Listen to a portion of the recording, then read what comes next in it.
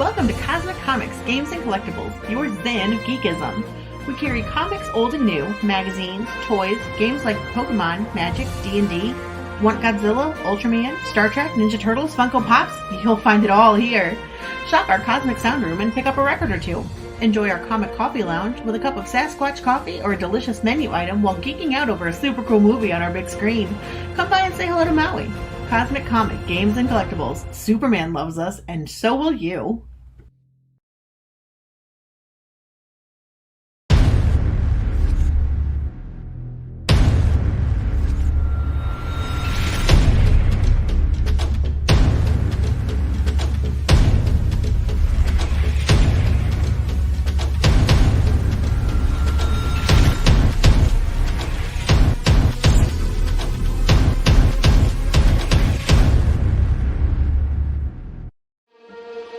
I started seeing the cracks just after Mom and Dad began fighting.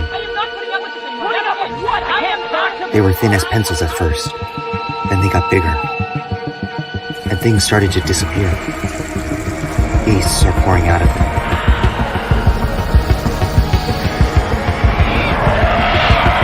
Beasts trying to rip the world in two.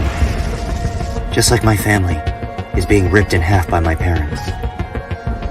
But we're not alone. There are keeps shaped like backpacks hidden in the world within. They hold monsters for those willing to fight. Here, monsters are not the things to be afraid of, but embrace. Monsters are the ones who are going to save us.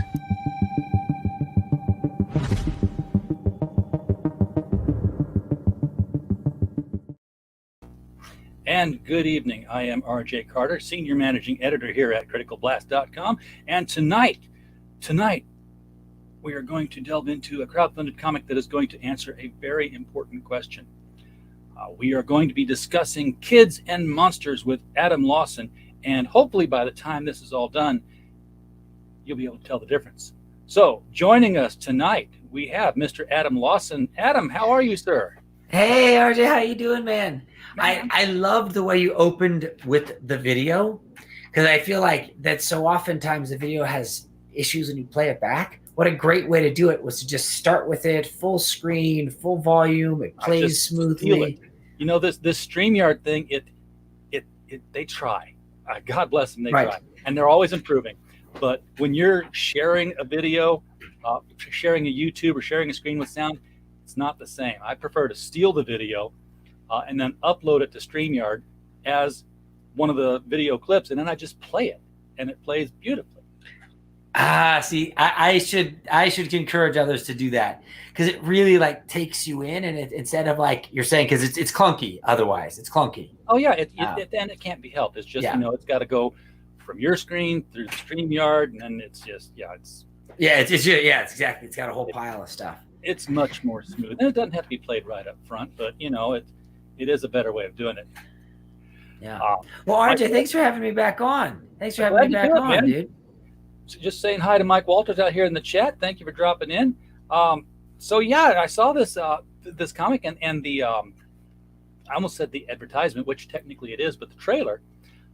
And the first thing I'm thinking of is that this would make a really cool action figure line. I mean, thank you for that. Yeah. I mean, it reads like one of those 90s, 80s sort of cartoons where it's like, every kid has their own monster and you got to find one and then you fight. Right. I'm glad you said that, because I think that's at the core of it for what it is for me from the fantasy part of it, right, is the idea of finding your backpack, which is actually a castle on the inside, right, where the monsters live. Yeah. And right, you get it. And as a result, you pull this monster out, and it's a reflection of you in some way. And this monster, these are they're honorable in this world, right? They're the ones that are sworn to protect the world.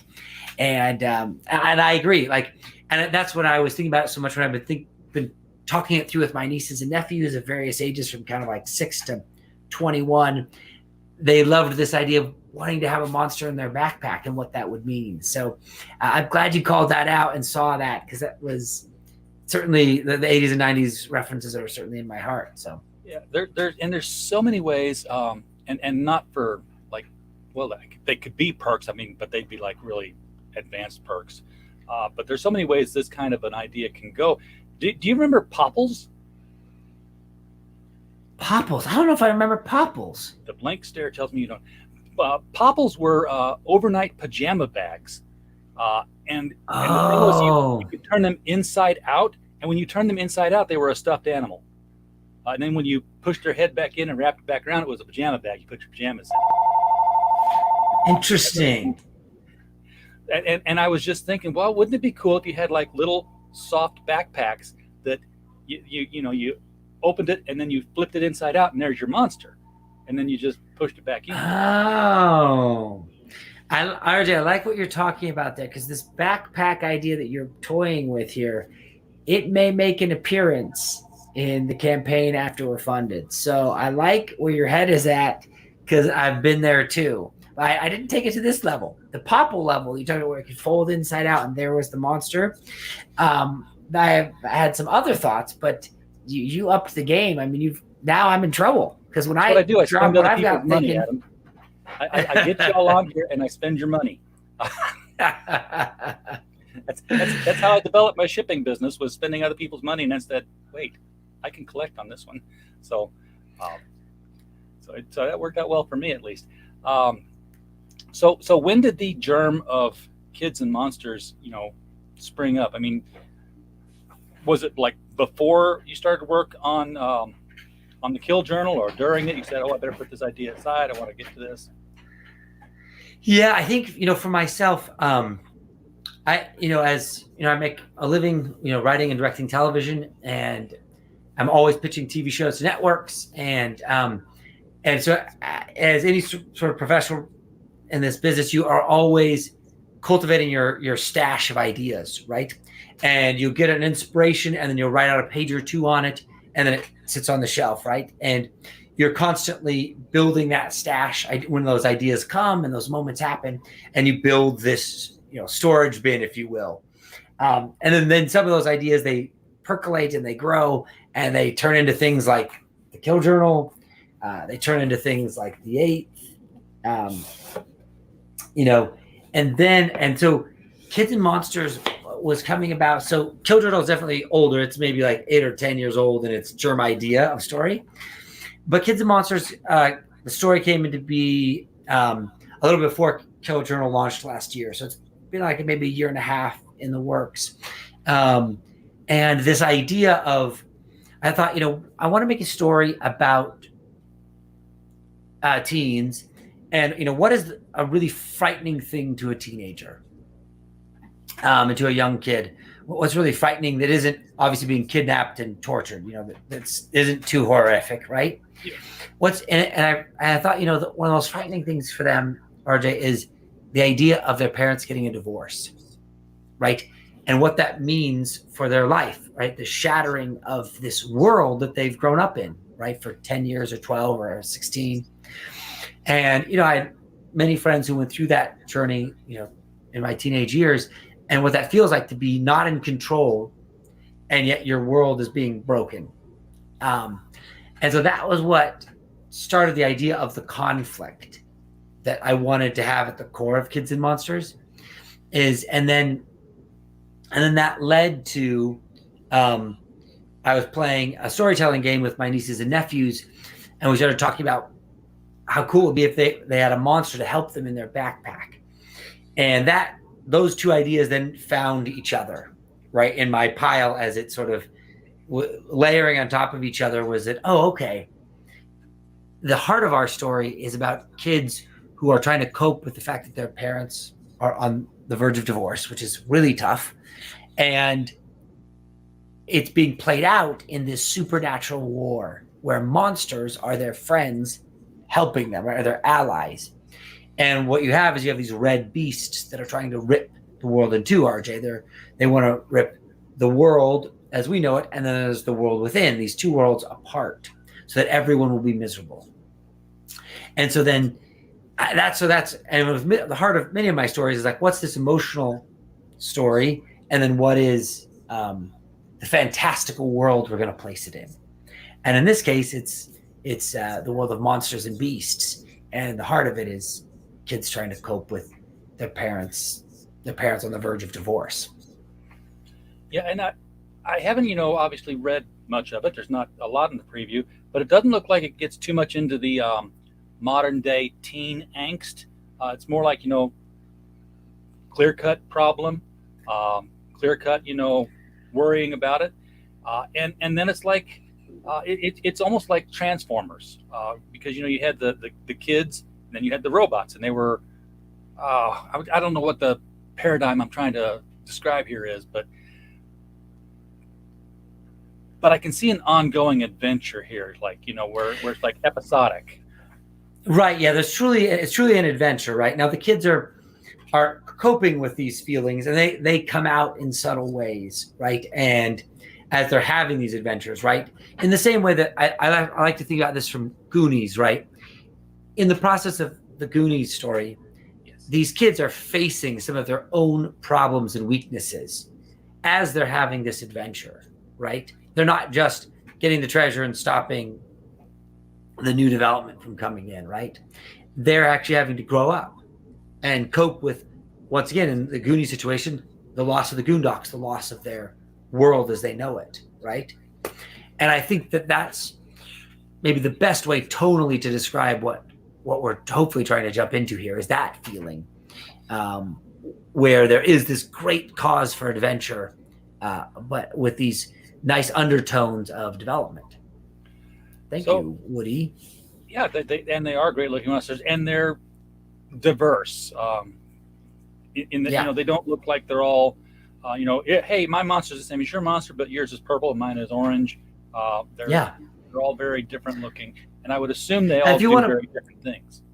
Yeah, that's right. I don't know if you can pop up the campaign page. I have it right here. In fact, I can scroll down. If you want to scroll to the very bottom, there's this really nice image that I think we can answer your question and then we can talk about other stuff. But if you scroll down to the bottom, so those are the red beasts, those monsters there. Those are the bad guys. But if you go all the way down to the bottom. My mouse isn't working with me. No worries, man. There we you go. Can see here's the kids and the monsters, that there are 3 monsters that they get, right? And each one of these monsters is somewhat of a reflection of them. For example, Gatsby, you see there with the blue hat. His monster is Gren, who's like this woodland alchemist, right? Brews these potions that cause explosions or can change circumstances. And so his monster is somewhat of a reflection of him. And Mally is dealing with a lot of anger issues surrounding, her parents' potential separation. And so hers is this raging ogre berserker, right? And then Jinsu, her boyfriend, who joins the pack, he his monster is this Hapkido master cat-like creature that he controls with a video game remote, right? He's an avid video gamer, and it's a reflection of him, which is very controlled, and doesn't like real people in some ways because they're too unpredictable. So the kids do control the monsters to some level? Well, the monster, they're their friend. I should say they're their ally, right? So it's not that as if they pull the monster out and then the monster does their bidding. The monster has its own personality and it's going to do its own thing, but the monsters have the same mission, which is to stop the worlds from being ripped apart. I just got on that because you said he controlled the monster with a video game controller. Yes. Well, in his case, the way he talks to it is through a controller. Oh, okay. Right. Now I do see. I'm looking at the people behind them too. We see these. These aren't really red beasts here. These are like they're other kids dressed in red. So that's the arch villain that commands the red beasts. And those people you see there with the clubs are her partners in the world that we know, the world above, right? Versus the world within. Right. And so they help direct the red beast back and forth between the two worlds.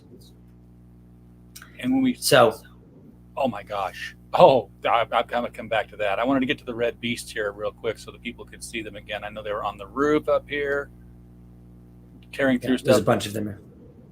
So if you look at this page here, RJ, this is a good one. If you scroll down a little bit, just touch, you can see what they're doing.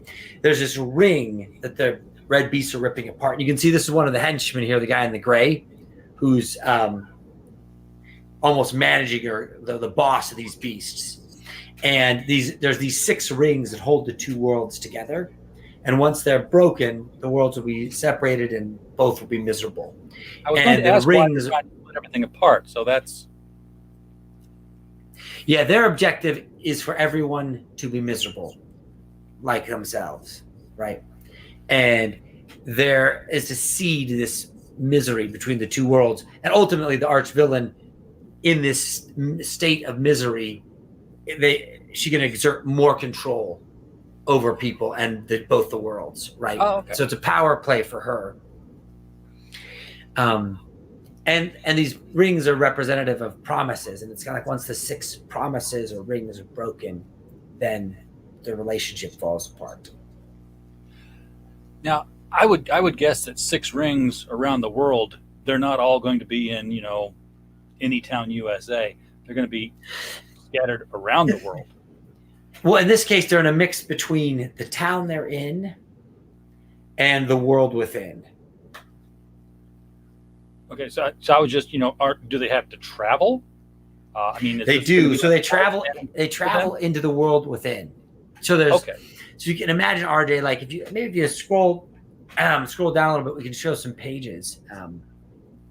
So if you can see where he's here with Gren, he's inside the world within. So the way it turns out, RJ, is that Gatsby, once his parents start fighting, he starts to see these cracks in the earth that the world is splitting open, right? And those cracks lead into the world within, right? And so this is like the world within, and this is the world above. And so the rings are hidden in a couple of places above and then in the world within. So they have to they bounce back between the 2 worlds. Okay. And is this all in one book, or is this going to be a couple of issues here? 'Cause 2 books. It's 2 books. It's 2 books, Okay. yeah. So this is volume 1. It's a 72-page, oversized, European style A4 size book. So it's hardcover. It's big and beautiful. And then there'll be a volume 2. I love that size. I hate shipping it, but I love reading that size book. I know, right? Shipping it is unfun, but boy, it's sure fun to open up, isn't it? Absolutely.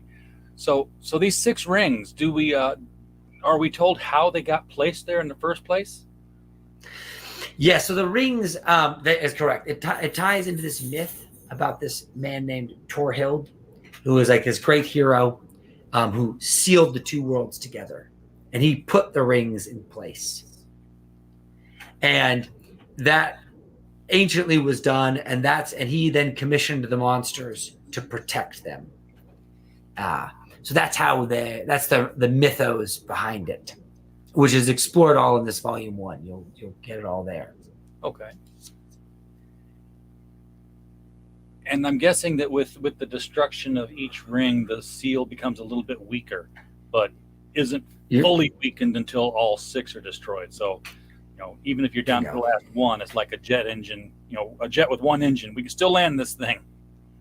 Right.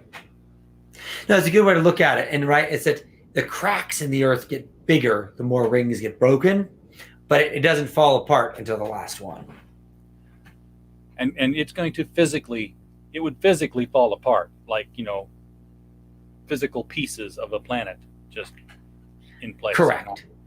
Yeah. That's going to be, that will be, kind of reminds me of an old Tesla theory that I wrote about once, but that's neither here nor there. Now, this does come with Nail and Goo also, this second book. Is that related to the same world in any way, or? Yeah, so it's an ash can that sets up a new storyline.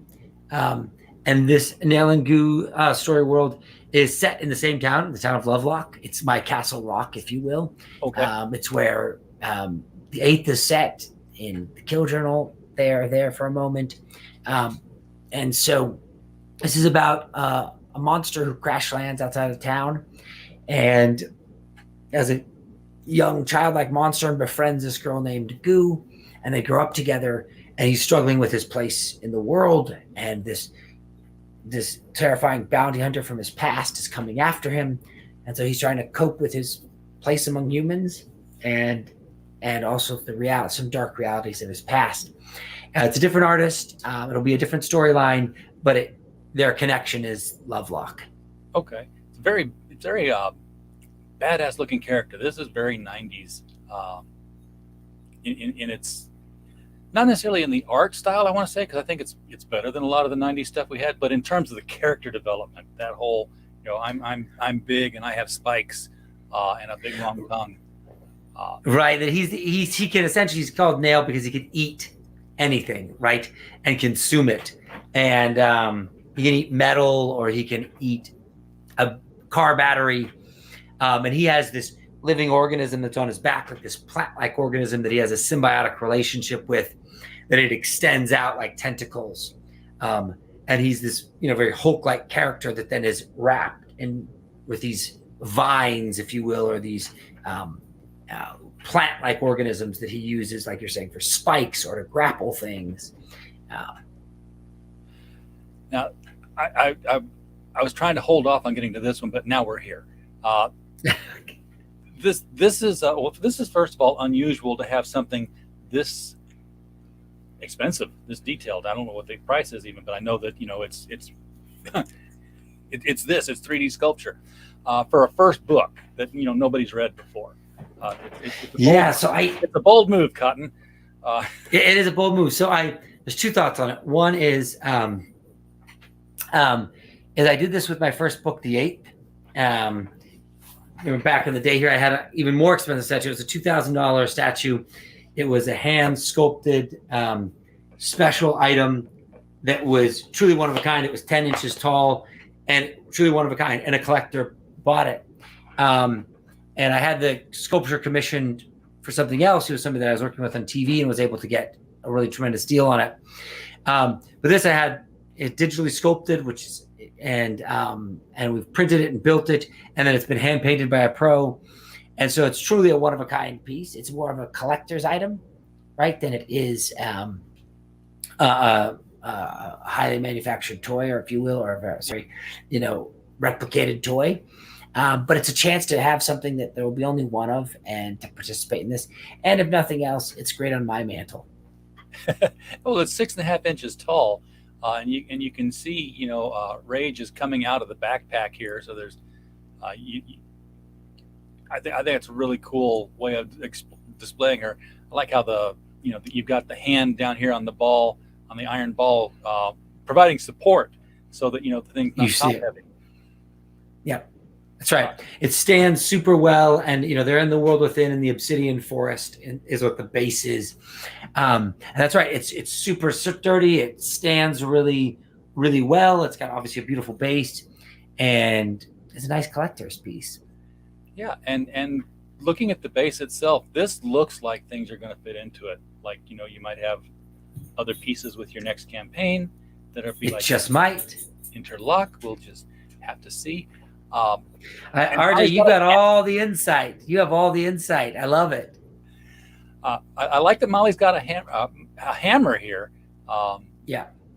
She looks like a skinny girl. So is that like a hollow aluminum hammer, or what's the deal here?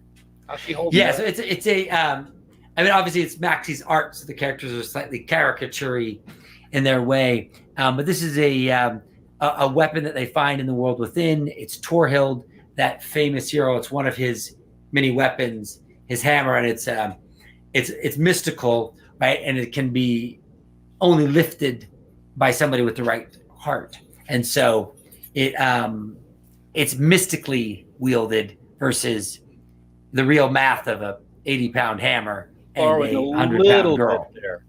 Just borrowing a little bit there from other mythologies on that one. But I like it a lot. But there is but he has a hammer, he has a bow, he has a sword, he has a litany of things that Torhild does that they uncover. So it's not only just the monster collecting, but there's a weapons hunt going on here as well. That's right. All those things that just fit in really well with D&D campaigns and collectible card games and cartoon episodic arcs. You get it. Thinking in all kinds of directions with a product like this. Yeah, and that's what I'm hoping is, because I also have a tabletop RPG game called The Sunder, which we launched last year and raised about 130,000 and on Kickstarter, and it's now starting to deliver now here in the next month, and it's really exciting to see that. And I've also did another board game called Escape the Night, which delivered to about 6,700 backers, and it's already done. And so there's often these thoughts of like, wow, wouldn't it be cool as a game in some way, another way to experience this really beautiful story world. And you've also, I hear a puppy. Mine's outside the door. Yeah. Hey, puppy. Hey, Paddington. Come on, buddy. And you've already had somebody buy this one piece of art here. I'm not surprised. Out of the three, this is the one that's got your big monster character on it. When Gren awakens. So I'm not surprised that was the first one to go. Yeah, no, original art is a really special thing, and these are Maxie's pages, and they're at a really affordable price, and the art is lovely, and so yeah, I'm really, really pumped about those pages. Yeah, I would ask how you got hooked up with Maxie, but the answer is always found him on the internet somewhere. Yeah, no, it's always said. Yeah, I saw him doing. So he did this book called Jack Irons, and that's where I first saw his lines, and I was like, whoa. And then he did Lost Pages, a story for Lost Pages, and that really got me. I was like, wow, this guy is amazing. And then he did a story in the Kill Journal for me. I tested it out. I always try to do something with an artist first before we get into a full book. And so this is his story. Also, same colorist, Mike Spicer. You can see it's this rad story about this kid, Finch, who grew up in a dog fighting pit and would fight dogs. Oh, wow. And he and so that this is Maxie, here, and really he blew me away with that. And I said and as I was conceiving Kids and Monsters, it's when I saw his lines, I was like, oh, that's what this story is. RJ, it's like without his lines, I don't think I want to do this book. So they are what make it work. Yeah. So when did you approach him versus when was he able to start turning things in? I mean, So he's a long talking and thinking process before things. Yeah, there is. So we started working on Kill Journal, and then after that launch, I contacted him at the beginning of this year, and there's obviously scheduling and finding the time for it, and he's been delivering lots of pages. Currently, right now I have 22 that are 100% complete, and then we have probably another 15 or 20 that are line art's done, and so we're quite a ways down the road together on it. So how many pages are you looking at for this first book to be? It's like 60 pages, or? It's 72. 72. I just had to scroll down a little bit more, and I'd have seen it myself. Yeah, it needs to be worth the $25 squeeze, and it needs to be something that you feel like, man, I got something special and worth the price. Yeah, absolutely. Now you just showed, your preview copy of the Kill Journal. That's not the final product. The final product is this is the final. Yeah, but I mean it's a proof copy is what I meant to say. No, it's an advanced copy. It's the real thing. Oh, okay. It's the real deal. It's what backers will be getting exactly this book. There's 1,500 of these copies coming on a boat. This is it. Yeah. Very cool. Where I was leading to with that was, it's stuck on a boat. It's coming from China, COVID restrictions and everything and all that good stuff. Going into this campaign, this is your third campaign now after the 8 and after Kill Journal. What lessons did you learn from the first two campaigns that you were able to apply to this one to, try to make it go drinking more, right? That's one of the first things I always do. It's interesting, RJ, because I feel it's like each campaign, you think you've got it figured out, and then you relearn it all over again because the campaign is specific, the content, and also too because each one I try to do something different. Like this was a slipcase hardcover. This was a leather bound. Yep. This will be oversized. So there's things to learn along the way. When it comes to the manufacturing and fulfillment pipeline, I now have a good partner in Los Angeles called Air House. And so everything comes to the port in Long Beach. It goes to a warehouse in Long Beach, and then it fulfills to the world from there. all without me having to package and put things and etc. So that's a really awesome aspect, I should say. The hardest thing I'm running into now is that I desperately want to be able to figure out how to manufacture some things in the US. But it is so hard to get the quality and price of China. It's really frustrating. You can't imagine with how much things made in the US don't get held up on boats. That's the blessing of it. But now there's such a glut now because there's all the problems with China. Now the onshore printers are backlogged. And it's hard to get people to return your calls and et cetera, because they're so backlogged. So now you're like, it's like no camp is like a win. So that's, manufacturing pipeline is the thing. And, China is so wonderful because the price is so great and the quality is so high. If you're at the right factories. Yeah. And so replicating that in the States is not possible. From a price point, you could get the quality, but not at the price point for sure. And so that's, I think my new journey is, and this one is like figuring out a partner in the US. And one of the things also too, because I do, fancy books. Yes. Like the number of printers in the US. Mix them and print some floppies. No, that's the thing. It's like the number of printers who can give you a faux leather bound edition like this in the US. They're just really, really rare. They even have the capability to deliver it is the catch. It's not even the price. Like most, just like, we don't do that. So what I would say is having a fulfillment partner makes your life infinitely better, and it's not that much money. That's a very worthwhile cost to have a fulfillment partner that ships it all for you. Great. Because then you can ship out like the 8th. We had 500 books to get out, and they shipped it in one day. Right. 500 books went out in one day. Yeah. Versus, when you've got to package them yourself and you don't have a system and, all that. And so that is something I definitely would recommend to anyone who's serious about doing this, is to get a fulfillment partner. And if anybody wants to look for a fulfillment partner, just hit us up on a DM at Twitter at Critical Blast, and we'll introduce you to Critical Blast Logistics. Yeah. How have you not told me about this, RJ? Tell me about it. Because you had one, and I'm not a great salesperson. So what do you do? So do you manage the printing? Or do you manage the fulfillment? What do you do? I manage the fulfillment. I don't handle the printing, but largely I started this for folks who are international, folks in Australia and the folks in the UK who are putting out quality books, but not able to sell a whole bunch of them because the market here in America, the biggest market, the buyers, we're looking at, $25 book. Yeah, that's cool. $30 shipping. I can't justify that. Right. So I worked out, formulas for bulk shipping, and, said, here's how we're going to do it. Tell me about your book. How much is it going to weigh? How many can we fit into a 20 kilogram box? Because that's the maximum size box. Estimate 100. Take your shipping cost, divide it by 100. That's 1 unit per book. Bring it to me. Here's what the U.S. Post Office charges. Here's what the packaging costs. Here's what I charge. Add that to that other number. There's your ship cost, round up. And that's why I'm kind of scared, because this is an Australian example, but Kemosabe, Lee Byron Carver, he's doing the company men. And we sat down before he launched and figured out these numbers.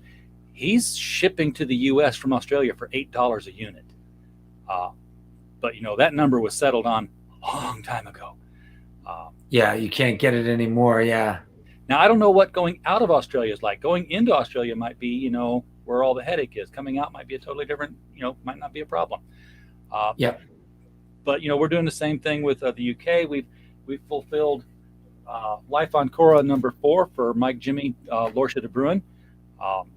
And he told me that by going through our service to do that, instead of doing it himself, he saved 700 euros. Oh, no way. Yeah. Oh, it's a savings. Although the second client we signed up was somebody in the United States, the Embrace.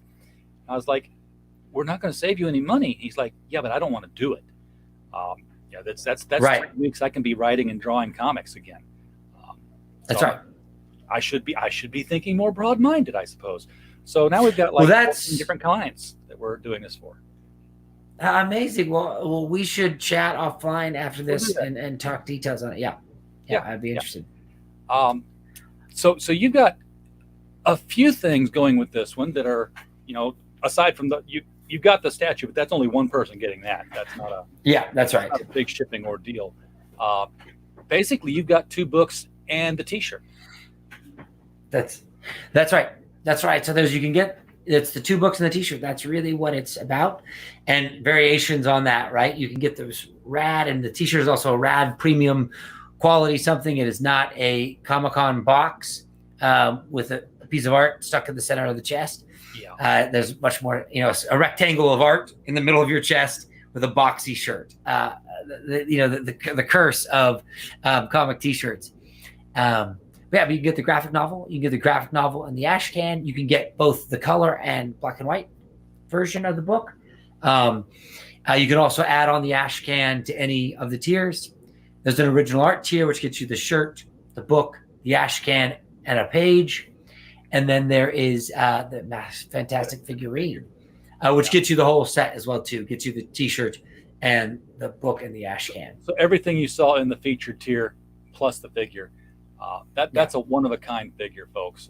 Hand-painted. That's gorgeous looking. I think the add-ons that they've added to these platforms, you're going to get so much simpler with campaigns. This one's already simple, but I see, they're going to be, here's the book. Everything else is on the add-on page. To be honest, I think it's the best, right? It's so much easier for you to look through and examine what you're getting, and it's a nice way to mix and match things instead of having to have a reward tier for everything, a perk for everything. It's like, oh my gosh! If you have like 5 different items, which is not even an insane number. I'd see people like, well, I've got to come up with every possible permutation of a package to make sure that there's something for everybody that they want. And I was like, that's 5 times 4 is 20 times 3 is 60 times 2 is 120. That's a lot of tiers that you got to right. So the add-on just makes sense. Now, you mentioned that you write and direct for television. Anything that we've seen? Yeah, sure. So there is a TV series called Escape the Night, was my most recent. I wrote and directed and show ran it for 4 seasons and helped conceive the show. It's gotten 40 episodes. You can get it on YouTube now. It started on YouTube. Originally, YouTube was trying to do this Netflix version, right, where it was $12.99 and you got YouTube Music and what they called YouTube Red. And it was a paywall. And it was one of the first tranche of shows that came out. Cobra Kai was also in that same batch. They came out, and this is called Escape the Night. It's a fantasy horror tale where a cast of characters go back in time to a party, and then slowly get killed off as they try to make their way back to the modern day. And so, you can find that. It's the easiest one to find. I also wrote a movie called The Game of Assassins. I also wrote another movie called Game Therapy. Game seems to be a common theme for me, and also I directed a slew of celebrity gaming shows, Spell Slingers, Will Wheaton's Tabletop, Titan's Grave, Sagas of Sundry. They're all variations of they're for Magic the Gathering or for Dungeons and Dragons that are both on broadcast and digital platforms. Because I was I'm thinking I know I talked about, hey, this would make a great cartoon, but you're in a position where you can, you're 3 steps closer than most other creators were to making that actually happen. That's right, RJ. So that's sort of maybe my phase 2, right? Now, I made these comic books, and I'm making these comic books not for them to become TV shows or films. When I come home at night and or don't try to go to sleep, my wife is watching a TV show, I read a book. And I love them deeply. And I don't need these to become a TV show for them to become valid or to motivate me to do this. It's not like, oh, I'm really doing this to pitch TV shows, because otherwise I would just pitch TV shows as a lot easier than this whole ride. Um, and but there is a value in becoming a show or a film, is that it elevates the whole company, it elevates the property in the public awareness, so that there's more copies of the book sold and it comes to life in a bigger way, and that's really meaningful. But isn't the end game? If just a lot of people read the book, that would be enough. Yeah. I mean, and there's a difference. There's a difference between, a comic book that's written to be a Netflix pitch and a comic book Sure. that, wow, this would really make a great television show. Sure. Not just the fact that, the Netflix pitch, it sucked it didn't work as a comic because it was a Netflix pitch in the form of a comic Sure. book. So people watch I say Netflix pitch, that's a generic term now, but Sure, people sure, will watch totally. the show and then they can't find the book because the book didn't continue printing. Right. And something that, is a good enough book that people want to see it as a series, that's something where they can see the series, more people see the show, and they say, oh, this was a book, let me go get the book. And the book is actually there to be gotten. Right. And I think a large part of me also wants them to exist in video games as well, even maybe more so a little bit than films, because a comic and a film are very similar. They're a linear storytelling experience, right? Yeah. But if Kids and Monsters became a game, an electronic game, then it would become an interactive experience, and it would actually expand the experience to a new place, right? Obviously with a film or a TV show, you add audio, but with a game, you add interactivity, which is, I think, a bigger addition. And now that you say that, I'm flashing back on something from my N64 days. I can't recall what it was, but there was a game that was, the 3D space, when 3D space was like, wow, this is cool. And you had your character running around and he would stop, and a character in the backpack would jump out and take over, and you were controlling that one until, the special move was done and it was back in the backpack, and then your main character ran around some more. So right. Yeah. I could see that as a sort of a fighting game. Kids and Monsters turned into that. And you've got your goal, 6 rings, rescue the 6 rings, rescue all 6. That's right. It's clearly lined up to become something like that, and there's maps and cool things in this. So I feel like that's a wonderful thing, and I feel like it's the other element of actually playing it, being able to play something versus to just have a linear experience is a really, really special thing. Exactly. So I do hope you're looking, exploring all those avenues. Once the campaign's over, and by over I mean both. What am I trying to say? Both books. Is there an aftermarket? I mean, are you going to do like a version that goes to stores? Yeah, so we have I have a website because I have I've set up trying to set up a proper publishing company here. So giftedrebels.com, you can buy the 8th, you can buy the Kill Journal on it, you can buy my role-playing game Asunder on it. It's all going, and it has marketing moving for it, and it's actually selling and books, on a daily basis. And so it will definitely find its way into that store, from an e-commerce basis. And, in the game space, we have distribution in a lot of countries in games. But we're trying to get across that threshold in books, which is a little harder, or I should say I have less of inroads in comparison to board games because of all the celebrity board gaming shows I did. I gotcha. All right. Well, Adam, thank you so much for bringing Kids and Monsters onto our channel tonight. Thank you, RJ, for having me, dude. Always a pleasure.